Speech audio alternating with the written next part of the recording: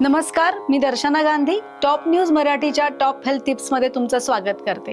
मागचे 4 एपिसोड आपण वेगवेगळे प्राणायाम शिकलो, त्याचे महत्त्व काय आहे ते पटवून घेतलं, ते कसं करायचं ते बघितलं आणि लास्ट आपण जे केलं ते चंद्रनाडी आणि सूर्यनाडी प्राणायाम, त्याची सगळी इन्फॉर्मेशन, ते काय कशासाठी महत्त्वाचे आहेत आणि त्याचे आपण का प्रॅक्टिस केली पाहिजे, सराव का केला पाहिजे ह्याचं महत्त्वही मी तुम्हाला सांगितलं।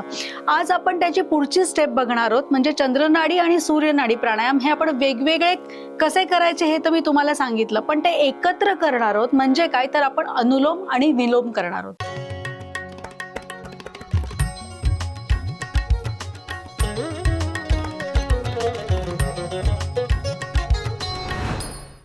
अनुलोम आणि विलोम म्हणजे चंद्रनाडी आणि सूर्यनाडीला आपण एकाच वेळेला ऍक्टिव्हेट करणार आहोत, दोन्हीमध्ये समतोल साधणार आहोत। तो कसा साधायचा आहे हे मी तुम्हाला करून नेहमी दाखवतेच, की आपण कशा गोष्टी करणार आहोत किंवा त्याच्या मागचं महत्त्व काय किंवा त्याचे फायदे काय।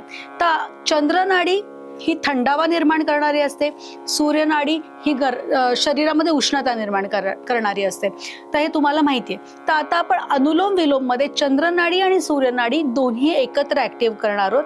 म्हणजे काय करणार आहोत तर डाव्या नाकपुडीने आपण श्वास घेणार आहोत, म्हणजे सुरुवात आपण चंद्रनाडीने करणार आहोत आणि उजव्या नाकपुडीतून आपण सोडणार आहोत, म्हणजे सूर्यनाडीतून आपण सोडणार आहोत। परत श्वास घेताना आपण सूर्यनाडीतनं श्वास घेणार आहोत आणि चंद्रनाडीतनं सोडणार आहोत।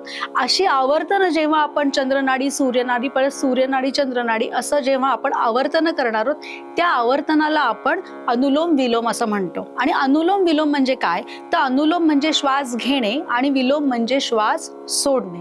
तर या दोन्हीचा समतोल साधण्यासाठी ही क्रिया केली जाते। तर आता आपण अनुलोम विलोम काय आहे आणि ते कसं करतात हे बघूयात। तर सुरुवात करताना समजा आपण बाकीचे काही प्राणायाम करत नसो, चंद्रनाडी सूर्यनाडी किंवा भस्त्रिका ह्यासारखं काहीच प्राणायाम करत नसो, फक्त दीर्घ श्वसन करत असो आणि लगेच अनुलोम विलोमला सुरुवात करणार असो किंवा कुठलंही दीर्घ श्वसनही सुरू करायच्या आधी तुम्ही दोन्ही नाकपुड्या क्लीन करू शकता। कारण आपण रोज श्वास घेतो सोडतो, त्याच्यामुळे काय होतं की वातावरणातली धूळ घाण जी काही असेल ती आपल्या नाकामध्ये अडकलेली असते। सो ते करताना काय करायचंय की आपल्याकडे नॅपकिन असेल, टिश्यू पेपर असेल, काही जसं आता हा माझ्याकडे टिश्यू पेपर आहे, मी घेतलाय आणि आता मी माझ्या दोन्ही नाकपुड्या आधी साफ करून घेणार आहे। साफ करणं म्हणजे मी नाकामध्ये टिश्यू पेपर टाकणार आहे का तर नाही, तर आपण जसं शिंकरतो सर्दी झाल्यावर तसं आपण दोन्ही नाकपुड्यातनं शिंकरू शकतो। असं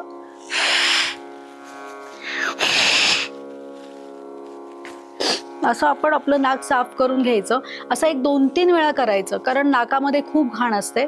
आणि ते झाल्यानंतर शिंकरून झाल्यानंतर मग आपण प्राणायामाच्या अभ्यासाला बसलो तर जास्त चांगल्या प्रकारे आपण ऑक्सिजन आत घेऊ शकतो, प्राणवायू चांगला आपल्या शरीरामध्ये पोहोचू शकतो। तर आपण मग सुरुवात करणार होतो त्या डाव्या साईडनी, जसं की प्राणायामाला आपण करताना हाताची एक मुद्रा करतो तसं करणार, मुद्रा करून घ्यायची।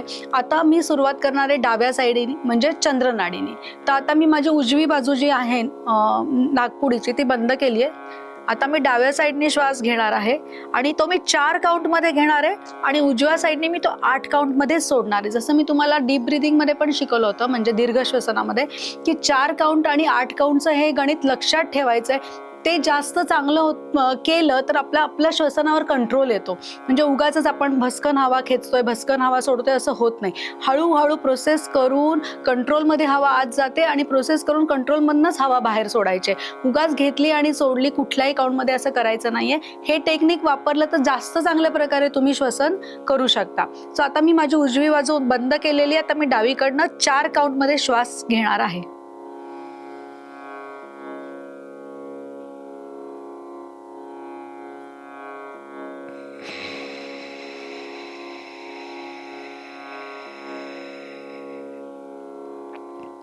आता मी उजव्या साईडनी सगळा श्वास सोडलेला आहे, पण आता मी परत उजव्या साईडनी श्वास घेणार आहे आणि तो डाव्या साईडनी सोडणार आहे। 4 काउंट इन, 8 काउंट आउट।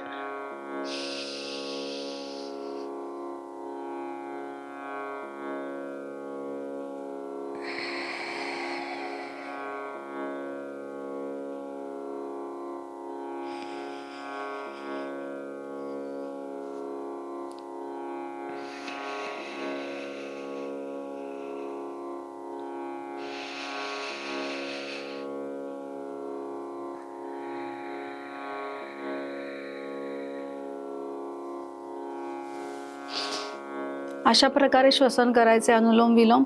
डावीकडनं घ्यायचे, उजवीकडनं सोडायचे, उजवीकडनं घेऊन डावीकडनं सोडायचंय. संपवताना म्हणजे समजा तुम्ही 10 वेळा करताय, 20 वेळा करताय, संपवताना कंपल्सरी डाव्या नाकपुडीतनं सोडूनच मग तो प्राणायाम संपवायचा आहे. ती प्रोसेस आहे. म्हणजे तुम्ही करताय आणि तो उजव्या नाकपुडीने सोडलं आता झालं असं नाही.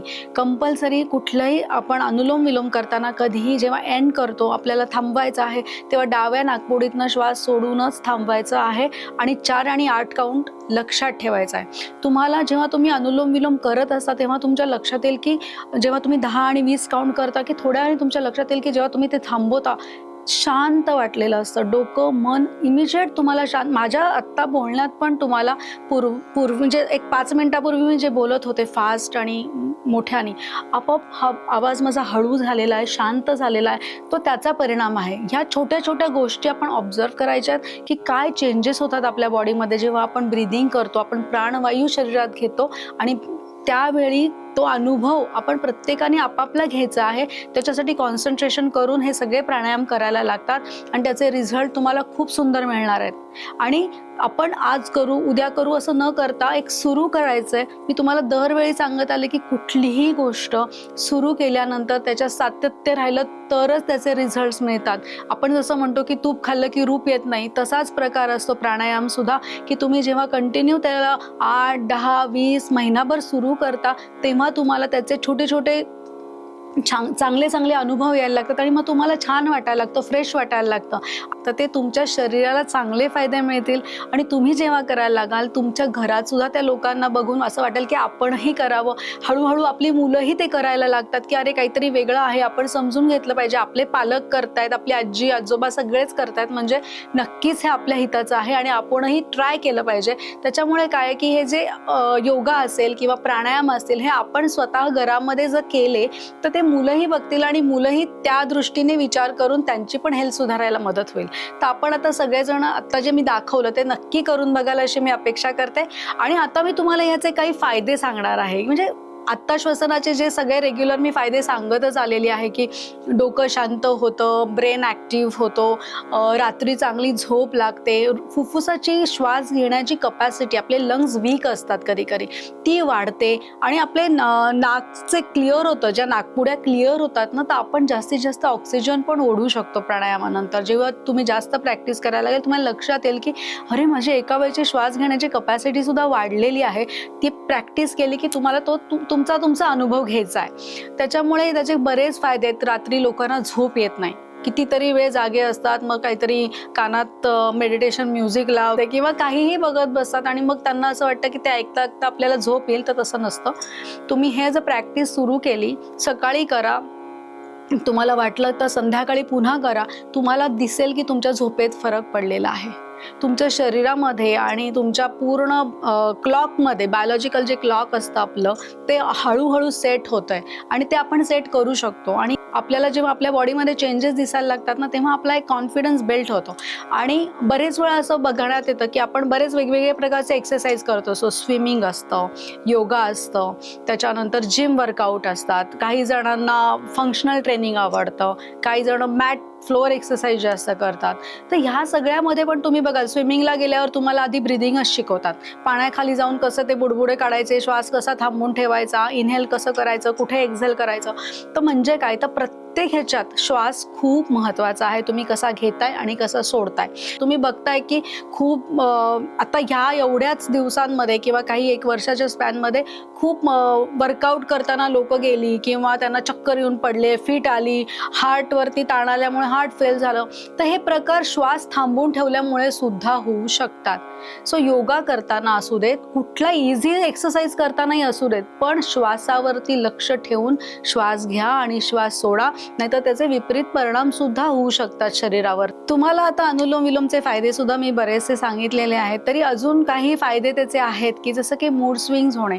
बायकांमध्ये नाही, पुरुषांमध्ये, सगळ्यांमध्ये, मुलांमध्ये, मुलींमध्ये, सगळ्यांमध्ये मूड स्विंग्स दिसतात. पिरियड्सच्या आधी पण दिसतात, पिरियड्सच्या नंतर पण दिसतात. तर त्या सगळ्यांसाठी अनुलोम विलोम हे खूप बेस्ट प्राणायाम आहे आणि सोपा आहे आणि तुम्ही रेग्युलरली करू शकता. बॉडीमध्ये वात पित्त कफ दोष असतील त्याच्यातही फरक पडतो, तुमचं ते सुधारायला मदत होते. मूड स्विंग्स बद्दल मी नेहमी सांगते की आपल्याला कधी कधी खूप लो वाटतं, कधी हाय वाटतं, कधी चिडचिड होते, त्या मूड स्विंग्समध्ये पण अनुलोम विलोमनी खूप फरक पडेल. त्याच्यानंतर मेनोपॉज मधल्या ज्या बायका आहेत त्यांच्यासाठी तर मी नेहमी सांगत असते की त्यांनी प्राणायाम केलेच पाहिजे, त्यांच्यासाठी खूप बेनिफिट्स त्याच्यामध्ये त्यांना दिसतील. बरेच प्रकार आहेत, जसं झोपेचं सांगितलं, मूड स्विंग्स झाले, वातपित्त दोष झाले, त्याच्यानंतर अजून अशा काही गोष्टी आहेत की जसं आपलं ब्लड प्रेशर हाय होतं, काहींना गोळी सुरू असते, काहींना अचानक ब्लड प्रेशर हाय झाल्यासारखं वाटतं, तर त्यांनी जर अनुलोम विलोम केलं तर त्यांना शांत वाटणार आहे. हृदयाची गती थोड्या वेळासाठी कमी होते ना, हृदयालाही जरा शांत वाटतं आणि चिडचिड मानसिक त्रास ते पण बरे व्हायला मदत होते. तर प्लीज सगळ्यांनी करून बघा अनुलोम विलोम आणि त्याचा फायदा करून घ्या. तुमच्या शरीरासाठी तो चांगला आहे आणि हेल्दी राहा. प्लीज आमच्या चॅनलला लाईक सबस्क्राईब करायला विसरू नका. आम्ही तुमच्या कमेंट्सची नक्की वाट बघत असतो. स्क्रीनवरती माझा नंबर असतो, तुम्ही तिथे प्रश्न विचारू शकता आणि प्रश्नांची उत्तरं मिळवू शकता.